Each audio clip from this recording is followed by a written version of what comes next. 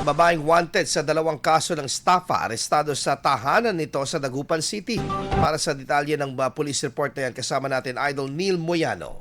104.7 IFM Report. Inaresto ang isang 48 anyos na babae na naharap sa dalawang kaso ng estafa noong Lunes ng gabi, Marso 2, sa loob ng kanyang tahanan sa Barangay Lucaw, Dagupan City, Pangasinan. Inilalang akusado bilang residente ng lungsod na inaresto ng mga tauhan ng Police Station 4 bilang lead unit, katuwang ang iba pang unit ng Dagupan City Police Office. Batay sa ulat, ipinatupad ang pag-aresto sa bisa ng magkahiwalay na warrant of arrest. Ang unang warrant ay para sa kasong estafa na may tinagdang piyansang 18,000 pesos at ang ikalawang warrant naman ay para sa kasong estafa through falsification of public document na may kaukulang piyansang 36,000 pesos. Matapos ang pag-aresto, agad na dinala ang sospek sa impila ng pulisya kung saan ito kasalukuyang nakapiita. Kasama mo mula rito sa FM News Dagupan, ito si Idol Neil Moyano, Tadak IFM.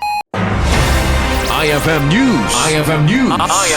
IFM News.